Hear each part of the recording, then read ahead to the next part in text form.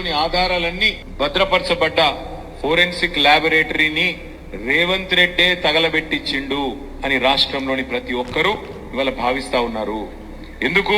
ఎందుకంటే ఒక నేరస్తుడే ఇవాళ ముఖ్యమంత్రి అయినాడు. మరి ఆ నేరస్తుడు సహజంగా ఆయననే హోంమంత్రి. నిజంగా బీఆర్ఎస్ వాళ్ళకు పనిలేని గాడిదలు ఏమో చేసినాయి అన్నట్టుంది కేటీఆర్. నేరస్తుడు ఎవడు నేరస్తుడు? ఏం చేస్తే నేరస్తుడు ముఖ్యమంత్రి. కనీసం మీకు సిగ్గుశరం ఉందా? నాకు అర్థమైతలేదు. ఆడలేక పాతగజ్జల ఓపిక లేదా? ఈ తెలంగాణ రాష్ట్రాన్ని ఇచ్చి 10 ఏళ్ళు ఓపిక ఉండలేదా? ఎందుకు ఈ చెత్త బాగా తిన్నది అరుగుతలేదా మీకు? ఏ రోగం వచ్చింది మీకు? ఎవడు నేరస్తుడు అంటున్నా? నేరస్తులు మీరు.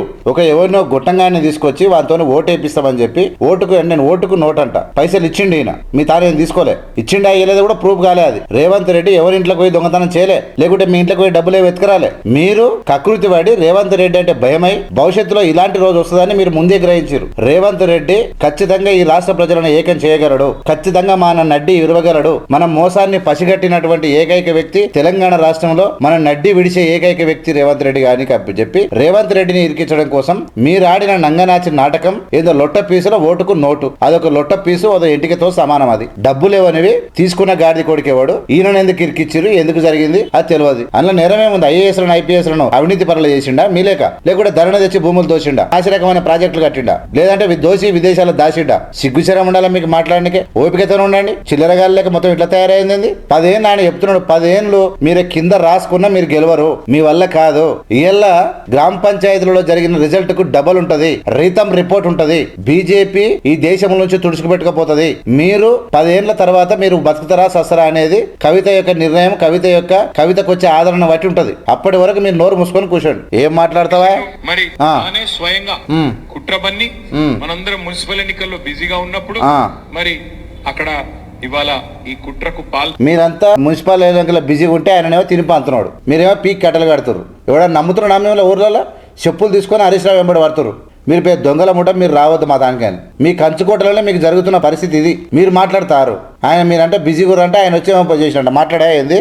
ఈ కేసులోంచి బయటపడేందుకు ఒక పన్నాగం పనినట్టుగా మేమందరం కూడా అనుమానం. ఏం కేసు? నిన్న జరిగింది ప్రమాదం కాదు, నిన్న జరిగింది అగ్ని ప్రమాదం కానే కాదు, అనుకోకుండా జరిగింది అంతకంటే కాదు, ప్రకృతి వైపరీత్యం కాదు.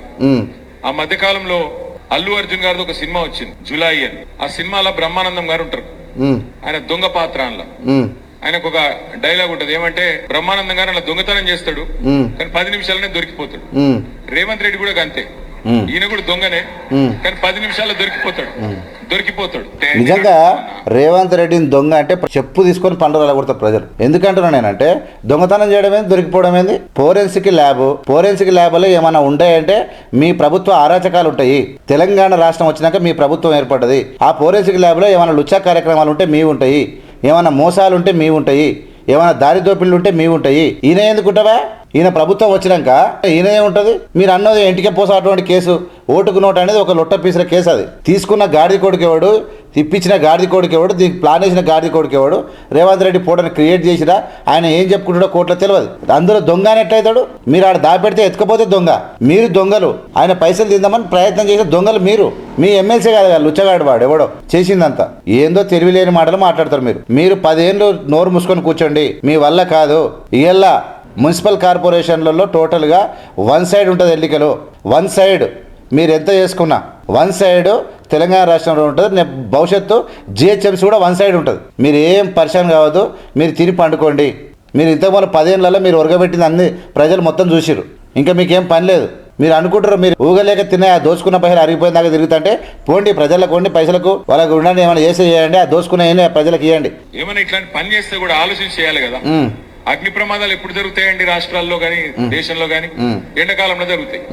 చలికాలంలో ఎక్కడైనా అగ్ని ప్రమాదాలు జరుగుతాయి? సిగ్గుండాలో నీకు నాకు అర్థం కాదు. మొన్ననే ఇక్కడ ఉంది కదా మన నాంపల్లిలో ఫర్నిచర్ షాప్ అంటుకపోయింది. సిగ్గుండాలి కదా నీకు మాట్లాడడానికి. ఏం మాట్లాడతావు కేటీఆర్? నిజంగా ఎవరైనా పెద్దోళ్ళని అనాలంటే అనిపించదు.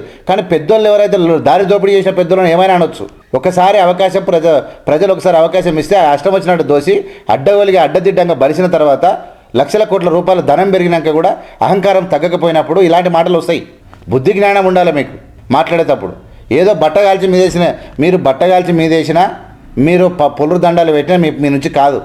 మీరు తప్పైంది మహాప్రభు అని చెప్పి ప్రజలకు పొలురు దండాలు పెట్టి మీరు మీ అధ్యక్షన మీ పాలన మీ పార్టీలో వేరే వాళ్ళని పెడితే తప్ప మీకు ఆ సీన్ లేదు. ఇక మీకు అవకాశం కూడా లేదు. అందులో అంటి పెడతారా ఎవడన్నా? సిగ్గు శరమ. ఇప్పుడు ఫర్నిచర్ షాప్ అంటి పెట్టకుండా ఇంతకుముందు కెమికల్ ఫ్యాక్టరీలో మెదక్లో జరిగింది, అంటి పెట్టుకురా? వర్షాకాలంలో జరిగినాయి ఇవన్నీ. వర్షాకాలం జరిగితే ఎండకి షార్ట్ సర్క్యూట్తో జరిగిందని పోలీసు వాళ్ళు చెప్పారు. ఏదో బట్ట కాల్చి మీదేయాలి. అయినా అందులో ఉన్నదేంది? అన్ని నేరాలు మీవి ఉంటాయి అందులో. 10 ఏళ్ళల్లో మీ 10 ఏళ్ళ మోసాలు మొత్తం దాగి ఉంటాయి అందులో. అవేందుకు అంటి పెడతారు? మీరు ఓటుకున్నట్టు కేసా ఒక ఎంటికతో సమానం అని కూడా చెప్పినాం.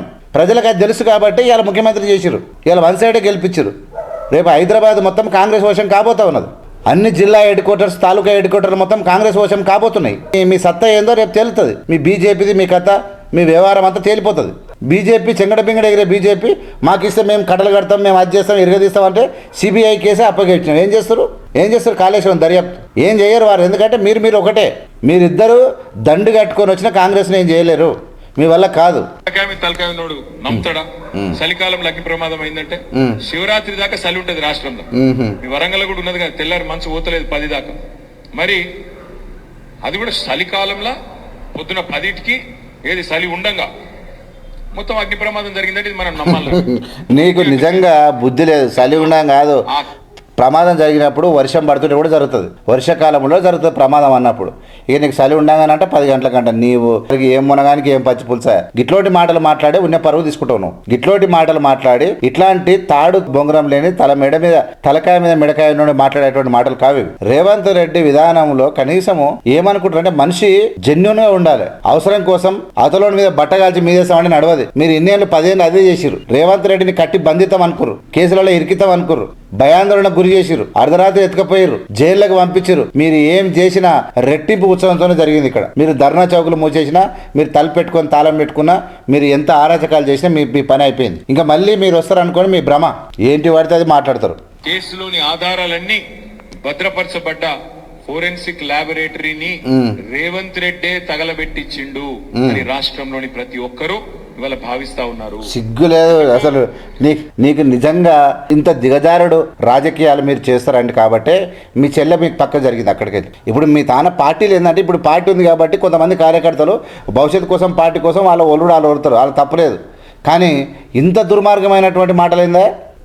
కనీసం దానికి ఒక అడ్డు అదుపు, ఒక పద్ధతి లేదు, ఒక సిస్టమ్ లేదు మాట్లాడడానికి. అన్ని ఆధారాలు ఉన్నాయి. ఏం ఆధారాలు? ఒట్టపీసుల ఆధారం మీ తాను ఉన్నాయాడ? ఓటుకు నోటు ఏం ఆధారం ఉంటుంది? ఉన్న ఆధారం ఏందన్న? మీరు తీసిన దొంగ వీడియోలే కదా. మొత్తం బయటపడితే మీ బండారం బయటపడుతుంది. అసలు ఎవడాడు ఆ ఎమ్మెల్సీ ఎవడు? వాడిని ఎట్లా తయారు చేసిరు? వాడిని గాలం లేక ఎట్లా చేసి జల్లికేసినట్టు గాలం ఎట్లా వేసిరు? అందులో రేవంత్ రెడ్డి మధ్యలో అనుకోకుండా టీవీలో పిలిచిరు. ఆయనకు సంబంధం ఏంది? చంద్రబాబు నాయుడు లీడర్, ఆయన కేసీఆర్, ఆయన రేవంత్ రెడ్డికి ఏం సంబంధం అది? కానీ అట్లా ఏమంటారు చూడు, ఏమో చేయనికపోతే ఏమో అయిందంట వెంకటికి. ఆయన అది దొంగతనం అంట. ఓటుకు నోటుకు దొంగ అంటారు. చెప్పు తీసుకొని పనులు రాలగొడతారు ప్రజలు. దొంగతనం చేసే దొంగ మీరు, దొంగలు మీరు, భూములు దోసుకున్న దొంగలు, ప్రైవేటు ఉద్యోగాలు అమ్ముకున్న దొంగలు మీరు, ఇలా ఈ రాష్ట్ర సంపదను దోచిన దొంగలు మీరు, అలాంటి గజ దొంగలకే గజ దొంగలు మీరు, దోపిడీ దొంగలు మీరు. ఓటుకు నోటు దొంగ అని ముఖం మీద ఉంచుతారు ప్రజలు పట్టుకొని. సిగ్గులేని సన్నాసరాడు. ఎందుకంటే ఒక నేరస్తుడే ఇవాళ ముఖ్యమంత్రి అయినాడు. మళ్ళా సిగ్గు లేకుండా. సహజంగా ఆయననే హోంమంత్రి. ఆ హోంమంత్రి కిందనే ఉండేది పోలీసు వాళ్ళు, ఫోరెన్సిక్ ల్యాబ్, ఇవన్నీ కూడా ఆయన కిందకి వస్తాయి. అందుకే ఏం చేసిండు మరి, తానే స్వయంగా కుట్రబన్ని మనందరం మున్సిపల్ ఎన్నికల్లో బిజీగా ఉన్నప్పుడు మరి అక్కడ ఇవాళ ఈ కుట్రకు పాల్పడి మొత్తానికి ఆధారాలన్నీ లేకుండా శాశ్వతంగా ఈ కేసులోంచి బయటపడేందుకు ఒక పన్నాగం బలినట్టుగా జరిగింది అగ్ని ప్రమాదం. నీ బొంద ప్రజలు, మామూలు ప్రజలకు ఇలా అందరికన్నా ఎక్కువ నాలెడ్జ్ ఉందంటే వాళ్ళు. ఎందుకంటే ఇప్పుడు నువ్వు ఉన్నావు, నీ వర్షనే వింటావు, నీదే మాట్లాడతావు. నేనున్న నా వర్షనే మాట్లాడతావు. ప్రజలు అన్ని వర్షాలు చూస్తారు. ఎవడు లుచ్చా, ఎవడు దొంగ, ఎవడు మోసగాడు, ఎవడు ఈ చెల్లెల్ని దూరం పెడుతున్నాడు, ఎవడు ఈ దుర్మార్గాలు ప్రజలు, ఎవడు పామ్ హౌస్లో వంతున్నాడు, ఎవడు తెలంగాణ రాష్ట్రం అనేటువంటి పార్టీని పేరే మార్చేసిండు, తెలంగాణ బంగారు తెలంగాణ అయిపోయినన్నట్టు ఎవడు, ప్రజలకు తెలియదు మీ సంగతి. ఏందో లొటపీసుల కేసు ఉన్నదంటే అది ఆయన ఆధారాలంటే ఫోరెన్సిక్ ల్యాబ్లు ఉన్నాయంట. మీరు దాపెట్టినారు. అందులో ఏమన్నా ఉంటే మీ ఆధారాలు ఉండాలి. మీ దోపిడి, మీ మోసాలు ఆయన వచ్చినాక, ఇప్పుడు ఆయన వచ్చినాక ఆయన ఆధారాలు ఏముంటాయాడా? అంటే ప్రజలను మసిఊసి మారడగలమనికి ప్రయత్నం చేస్తున్నటువంటి కేటీఆర్, నేనేమంటానంటే నిజాయితీగా రాజకీయాలు చేయకపోతే పుట్టగతులు ఉండవు. నిజాయితీగా చేయి. రేవంత్ రెడ్డి తప్పు చేస్తే తప్పను, కానీ బట్ట కాల్చి మీదేస్తే ప్రజలు కూడా చూస్తూ ఊరుకోరు. చాలా చెత్త రాజకీయాలు చేస్తూ ఉంటారు మీరు 10 ఏళ్ళు కొంచెం సైలెంట్గా ఉండండి. మీ వల్ల కాదు. ఈసారి ఈ రాష్ట్రాన్ని సుభిక్షంగా పాలిస్తూ మళ్ళొకసారి రాష్ట్రంలో, దేశంలో కాంగ్రెస్ గెలిచేది ఉంది. మోడీని ఇంటికి పంపించేది ఉంది. వీళ్ళ ఆటలు కట్టించేది ఉంది. ఇలా మోసాలు మొత్తం కడిగి పరేయాల్సింది ఉంది. ఇవన్నీ అయినంత వరకు మీరు సైలెంట్గా ఉంటారు. ఒలురుతా అంటే మీ కర్మ. మీరిద్దరు గుంపు కట్టుకొని వచ్చిన తెలంగాణ రాష్ట్రంలో కాంగ్రెస్ని ఏం పీకేయలేదు, మీరు కదిలియలేరు, మీరు మీ వల్ల కాదు. ప్రజలకు తెలుసు ఒక అద్భుతమైనటువంటి పాలన ఈ రాష్ట్రంలో గోచరిస్తూ ఉన్నది. ఒక స్వర్గసీమగా మారింది ఈ రాష్ట్రం. మహిళలు ఆనందంలో ఉన్నారు. విద్యార్థులకు బంగారు భవిష్యత్తు రాబోతూ ఉన్నది. ఒక దిక్కు యూనివర్సిటీలు, ఒక దిక్కు కొత్త రకమైనటువంటి 60 టెక్నాలజీ అంటే మాడిఫైడ్ అయ్యే ఐటీఐలు, పాఠశాలలకు ఒక అద్భుతమైనటువంటి పాలనతో పాటు ఒక రకమైనటువంటి అంటే ప్రపంచ దృష్టిని ఆకట్టుకునే విధంగా తెలంగాణ తయారవుతూ ఉంది. ఐఏఎస్లు ఐపీఎల్ అయితే అవినీతి తగ్గిపోయింది. ధరణి సమస్యలు మెల్లమెల్లగా తగ్గుతూ ఉన్నాయి. ప్రపంచ దేశం ఈ హైదరాబాద్ వరకు చూసే సమయం లోపల మీరు ప్రజలు ఆహ్లాదకరంగా కాంగ్రెస్ పార్టీని కడుపు నిండా మనసారా గెలిపించుకుంటారు. మీకు ఏం డౌట్ లేదు. 100% బ్రహ్మరథం పట్టబోతూ ఉన్నారు తెలంగాణ ప్రజలు కాంగ్రెస్ పార్టీకి. ఇది చూసి దేశమే నింబరపోతుంది. మీరు నోరు మూసుకోండి, అవాకులు చెవాకులు అవసరం లేదు.